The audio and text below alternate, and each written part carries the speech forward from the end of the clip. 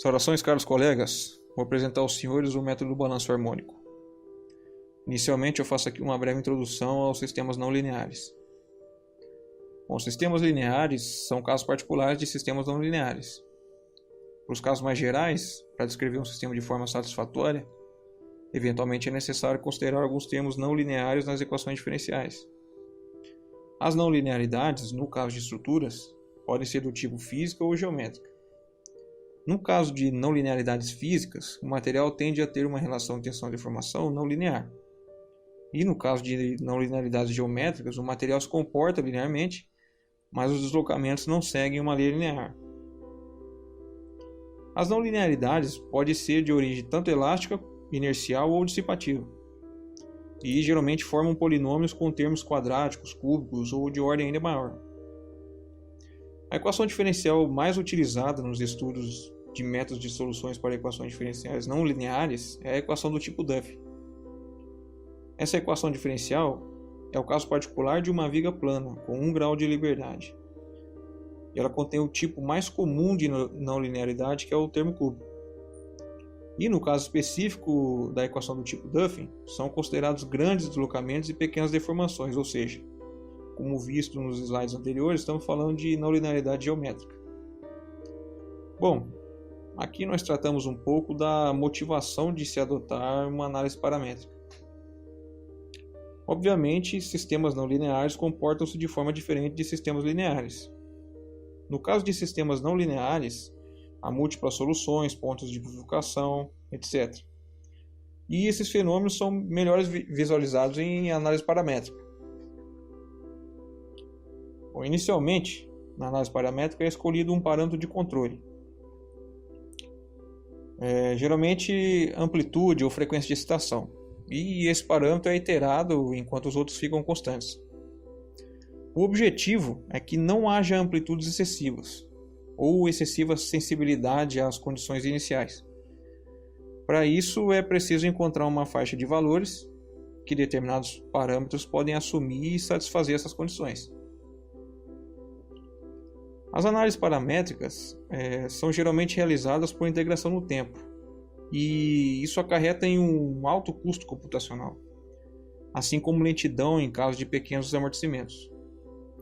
Outro ponto é que a escolha errada do incremento no tempo pode conduzir a resultados ruins.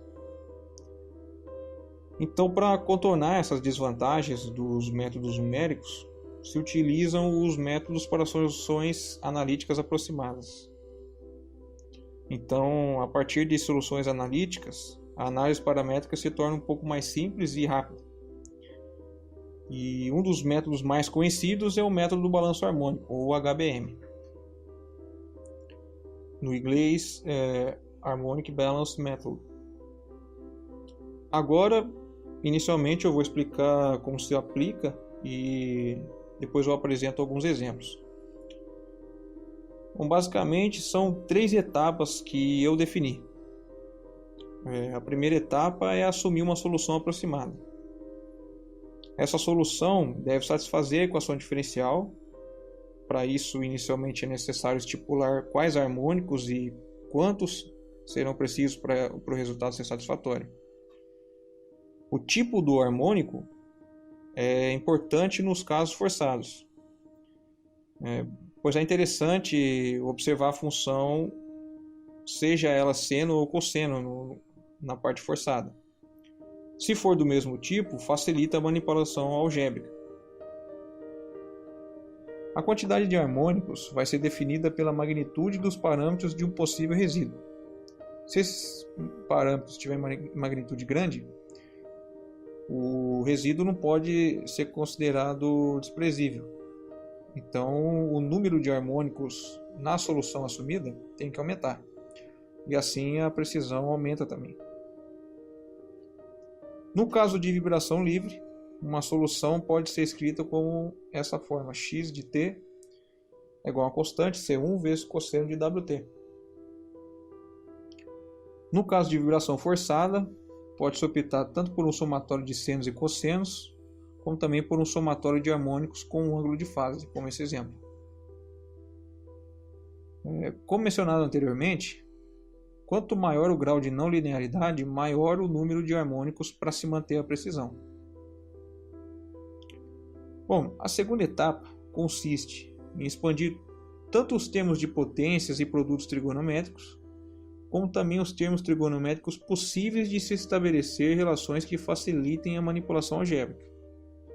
E há algumas particularidades que ora facilitam, ora dificultam a manipulação, como por exemplo o grau das potências. Se o grau das potências é ímpar, a expressão gera apenas termos harmônicos ímpares, como é o caso do cosseno ao cubo. No entanto, se as potências são de ordem par, alguns termos constantes aparecem e acabam dificultando a análise, como é o caso desse cosseno elevado à quarta, e se fosse um seno elevado à quarta também. Enfim, a terceira etapa consiste em solucionar o sistema não linear. Isso quer dizer que ao final dessa etapa é possível realizar uma análise paramétrica do sistema. Bom, primeiramente, se substitui a solução na equação diferencial e depois coloca-se os termos harmônicos em evidência. Isso resultará em um sistema de equações não lineares. Com o sistema de equações não lineares, aplica-se então o método de Newton-Raphson, que consiste em uma expansão em série de Taylor. Escolhe-se então um parâmetro de controle que será iterado, que geralmente vai ser a amplitude ou a frequência, enquanto os outros parâmetros ficam constantes. Com isso, aplica-se efetivamente a análise paramétrica e, por exemplo, se observam as curvas de ressonância. E como já mencionado antes, o objetivo dessa análise é buscar algumas faixas de excitação onde os deslocamentos não sejam tão grandes e a resposta não seja caótica. Se por acaso houver perda de ramos da solução, o parâmetro de controle deve ser transformado em uma variável. E tendo uma nova variável, é necessário adicionar uma equação para o sistema. A adição de uma nova equação pode ser feita, por exemplo, pela aplicação do método de comprimento de ar constante. Bom, nesse momento serão apresentados alguns exemplos. O primeiro exemplo é o de vibração livre. Todos os exemplos serão de equação do tipo Duffin, como é o caso da equação para a vibração livre do tipo Duffin, onde os termos de amortecimento e de força são eliminados, Então, na primeira etapa, oferece-se uma solução aproximada. Na segunda etapa, é feita a expansão do termo de cosseno ao cubo. E na terceira etapa, substitui-se a solução na equação diferencial, bem como as expansões trigonométricas. E depois coloca-se em evidência os harmônicos e formam-se os sistemas de equações não lineares. É possível observar que para C1 diferente de zero, a segunda equação do sistema não é satisfeita. Sendo assim, ela é um resíduo que aparece devido à solução que a gente adotou. Se por acaso os valores de beta e C1 forem pequenos, a solução assumida é uma boa solução. Do contrário, a gente precisa adicionar harmônicos à solução que a gente propôs. Assim, a análise paramétrica pode ser realizada, por exemplo, isolando a frequência. Além disso, pode ser colocada em relação ao ponto x de zero, substituindo a variável C1 por essa relação. Bom, se algum parâmetro do resíduo não for pequeno o suficiente para que o resíduo seja desprezado, a gente precisa adicionar harmônicos à equação assumida, à solução assumida.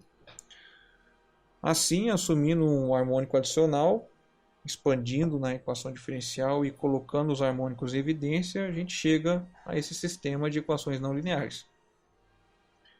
Observe que temos nesse caso 3 variáveis, C1, C3 e ômega, e apenas 2 equações. Bom, é uma alternativa para resolver esse impasse utilizar o x de zero como parâmetro de controle. de forma que fica possível relacionar o C1 ao C3 e substituir no sistema. Substituindo, o sistema passa a ter duas incógnitas e duas equações. Então é possível fazer a análise paramétrica daí. Bom, agora eu vou apresentar um exemplo de vibração forçada, sem amortecimento. No caso, essa é uma equação do tipo Duffy, sem o termo de amortecimento. Então, assume-se uma equação do tipo x de t é igual a C1 seno de ômega t. Expande-se a potência trigonométrica. Substitui a expansão da potência, bem como a solução assumida na equação diferencial. E depois a gente coloca em evidência os harmônicos e obtém o sistema de equações não lineares. Bom, com esse sistema, a primeira equação é uma equação não linear e a segunda é uma equação que não pode ser satisfeita, assim como a gente viu no caso de vibração livre, para C1 diferente de zero. Então essa segunda equação vai ser resíduo também.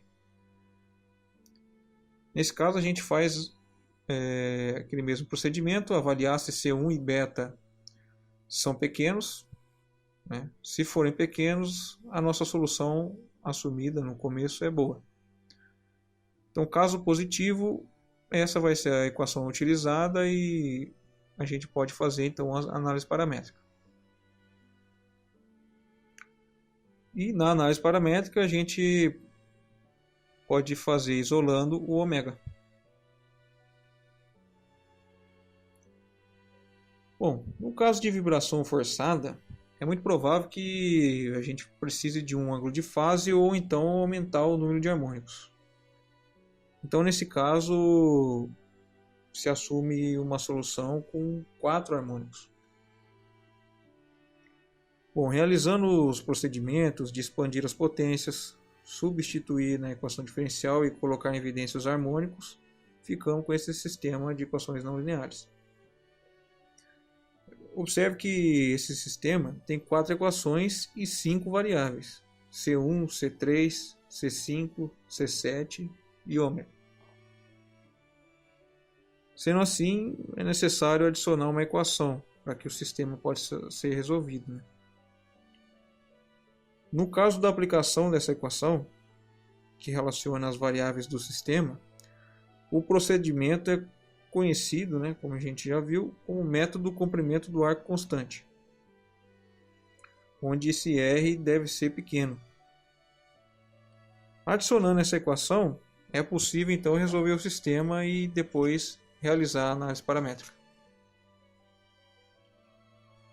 Bom, agora a gente vai ver o caso de uma equação de Duffy incompleta, ou seja, forçada e com amortecimento.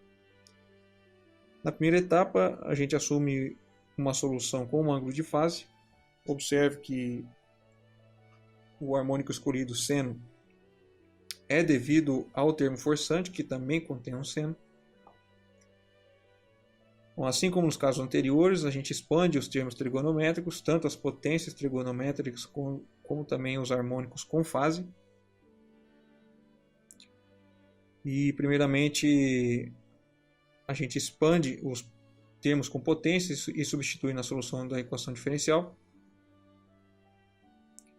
E depois a gente expande também os harmônicos com fase e coloca os harmônicos em evidência de forma que o resultado seja esse sistema de equações diferenciais não lineares. Bom, a análise paramétrica, nesse caso, pode ser feita isolando a variável φ1, que fica dessa forma, né? Ou isolando a variável C1. Nesse caso, a gente vai precisar utilizar essa relação trigonométrica, cosseno ao quadrado mais seno ao quadrado igual a 1.